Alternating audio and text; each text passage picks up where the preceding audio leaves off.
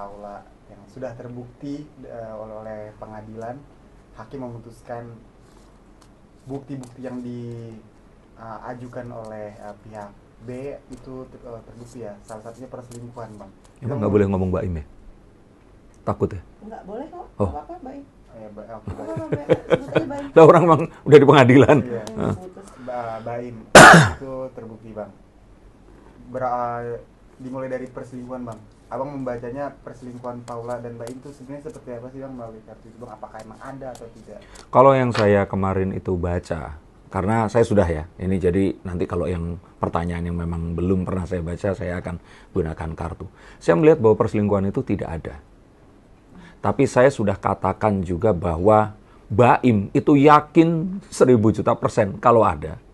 Paula yakin tidak ada karena dia yang dituduh melakukan dan dia, ya kalau yang kita dengar dari pemaparan Paula di konten Mas Deddy Corbuzier itu dalam sebuah kamar dengan jarak tertentu dan pintu yang nggak terkunci atau terbuka di mana anak dan pembantunya itu keluar masuk.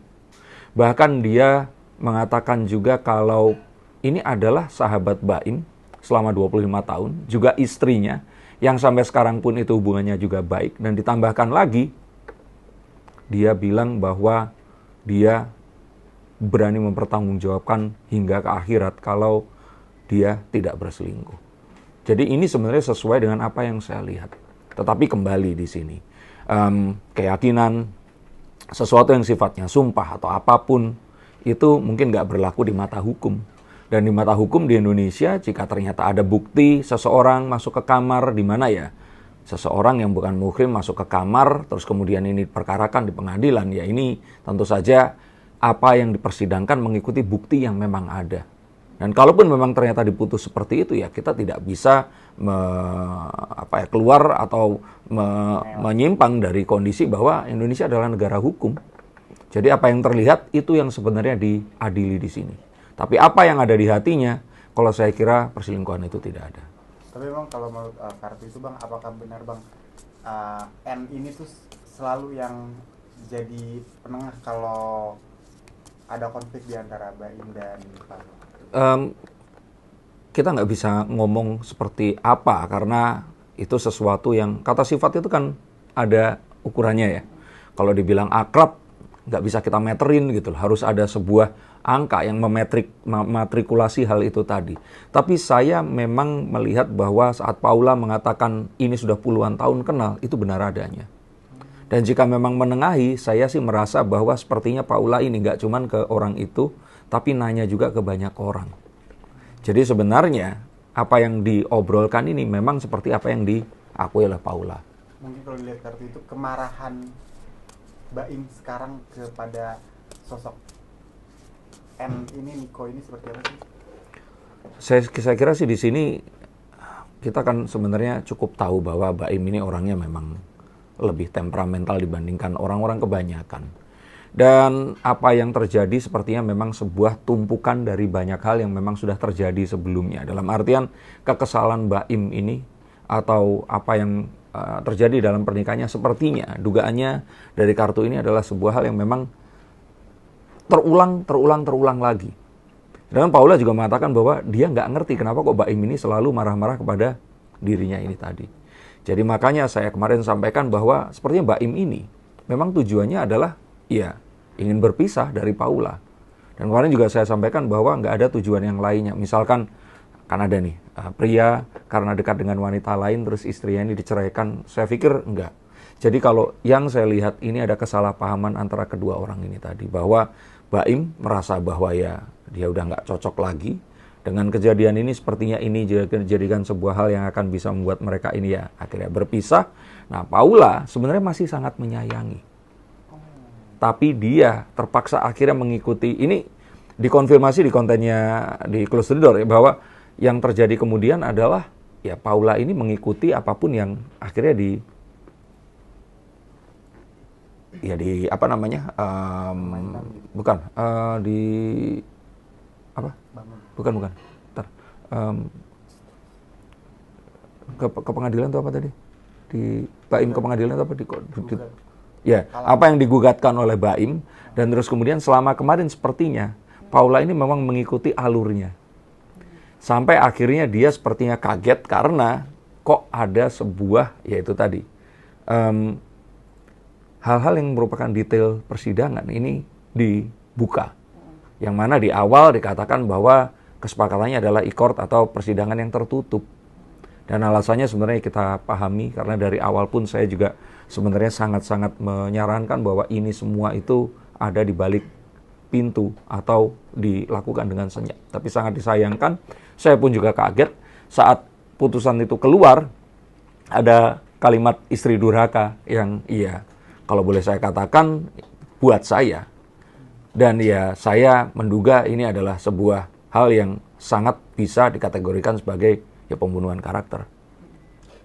Tapi Bang, juga menurut Kartu itu sebagai juga untuk mendukung berita di luar sana, bahwa apa benar ada unsur lain yang bikin Mbak Imong itu minta cerai Bang, selain perselingkuhan? Saya kira sih sebenarnya mungkin ketidakcocokan itu sudah ada dari jauh hari ya. Dan itu mungkin sudah dicoba untuk disatukan. Dan ini sebenarnya adalah satu hal yang wajar dalam sebuah pernikahan. Tapi rupanya hal yang ini itu membuat sepertinya memantik apa yang dirasakan oleh Baim kemarin itu. Sampai akhirnya terjadi apa yang kita lihat. Nah, apakah ada hal yang lain? Saya pikir hal yang lain mungkin lebih kepada nggak cocoknya mereka setelah mereka akhirnya menjalani kehidupan pernikahan, apalagi ditambah dengan 2 anak dan apa yang mereka sekarang kerjakan bersama-sama. Jadi kalau saya pikir sih memang ada sebuah hal yang akhirnya baru disadari oleh mereka berdua. Kalau ada ketidakcocokan yang mereka itu hadapi, ini layak dalam banyak pernikahan, tapi mereka tidak berhasil menavigasi itu sampai akhirnya terjadi beberapa pertengkaran yang memuncak dalam hal yang sekarang ini dituduhkan. Yang sepertinya kalau dilihat dari Paula menceritakan, ini dia nggak habis pikir kenapa kok hal ini yang dituduhkan. Kalau lihat dari raut wajahnya si Paula sendiri yang merasa tertekan nggak sih Bang Darto? Dalam arti ketika dia sampai detik hari ini mungkin kepikiran anak, kepikiran dia dijudge, dia ngerasa dijelekkan seluruh Indonesia, jadi menjadi jelek di mata orang-orang seluruh Indonesia. Saya tuh melihat Paula itu seperti seseorang yang dia tuh sabar. Dia juga nggak terlihat menahan amarah. Dia bahkan kalau mungkin dilihat, mungkin pakar mikroekspresi yang akan bisa lebih menilai, dia terlihat seperti puzzle. Puzzle itu kayak bingung. Ini kenapa kok kejadiannya seperti ini? Bahkan sampai di detik-detik sekarang pun saya sih melihat bahwa Paula sebenarnya masih ingin kembali dan melanjutkan pernikahannya. Dan saya melihat ini semua pasti demi anak-anaknya. Dia belum sampai di tahap marah dan berusaha untuk melakukan sebuah serangan balik. Tapi kondisi kemarin itu sepertinya membuat bukan Paula, tapi orang-orang di sekitarnya yang mendukung Paula ini nggak terima.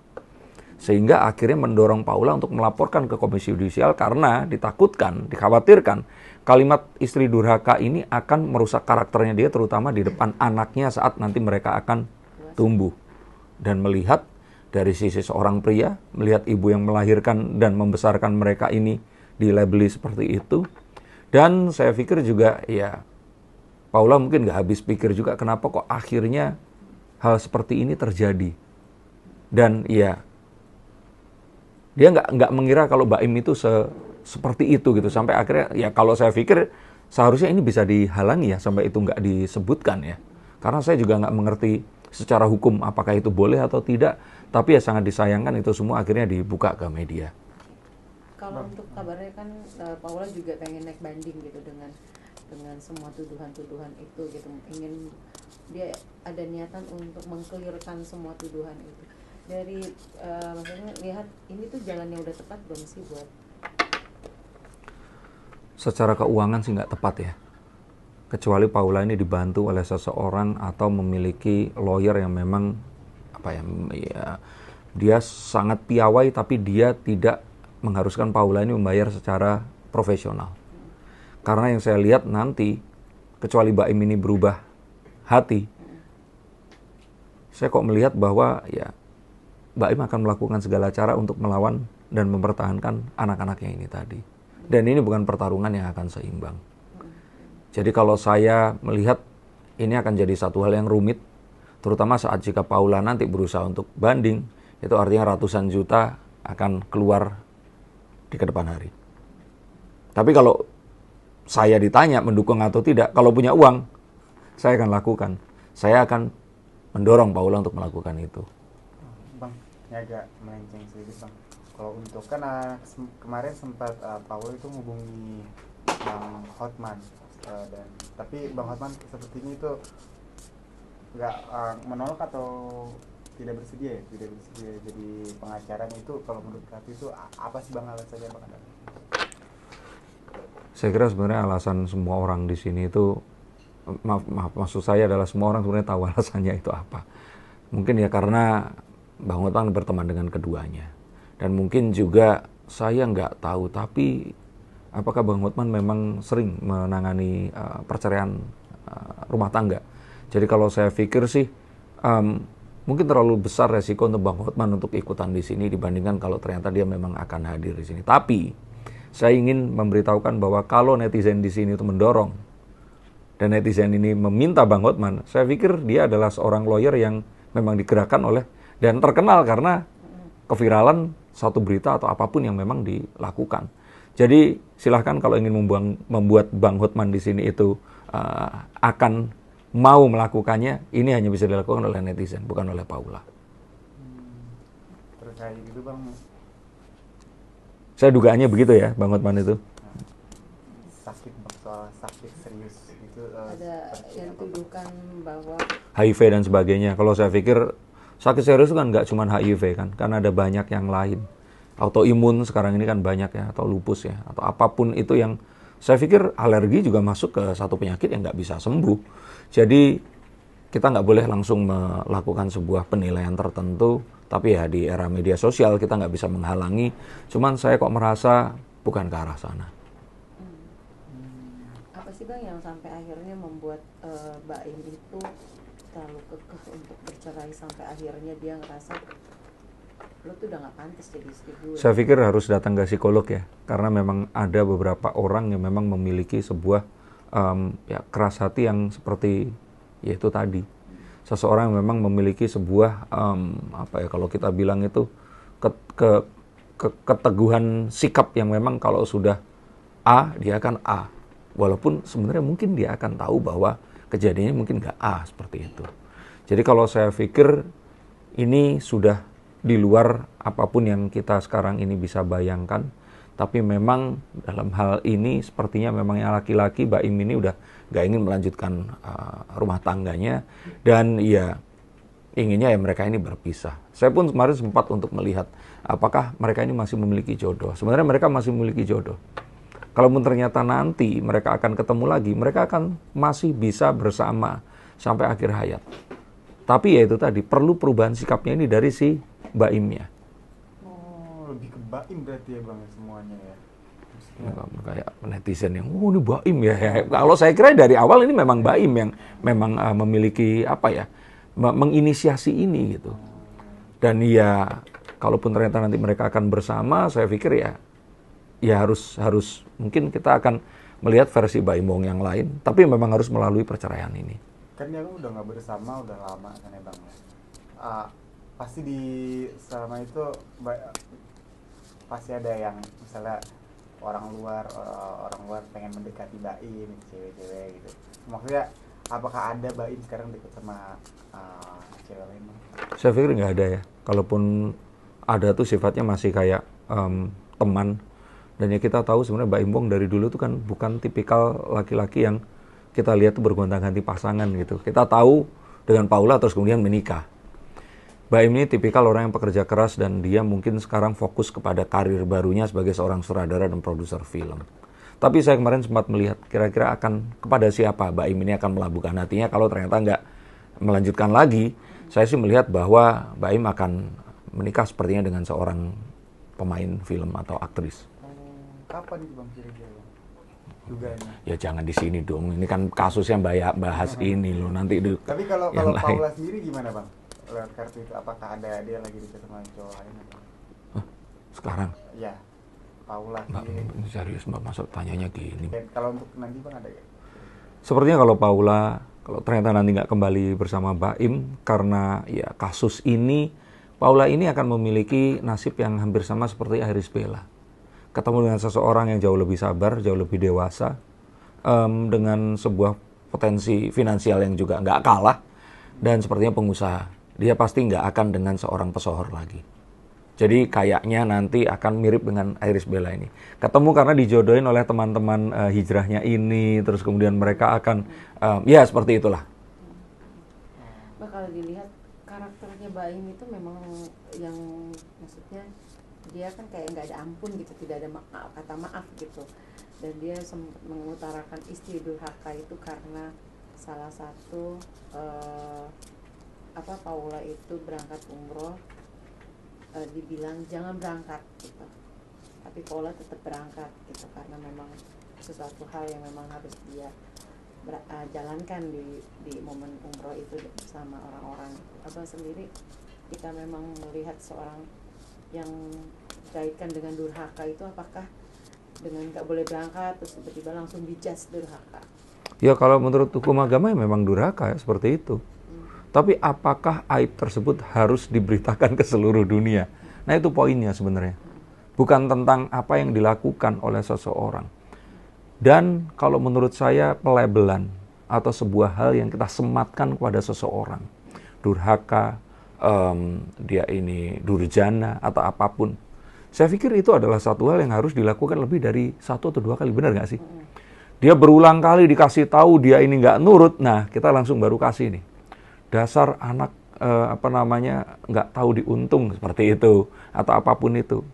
Kalau baru cuman sekali, saya pikir apakah itu durhaka? Dan kembali lagi seperti yang disampaikan, dan ini, saya sebenarnya nggak mau mengangkat ini karena ini adalah sesuatu yang ya ranahnya mungkin akan berbeda lagi. Seperti ditanya di podcast Densu ataupun Close the Door kan ditanya apakah ada KDRT. Yang artinya apapun yang terjadi dalam rumah tangga itu resiprokal, sebab akibat.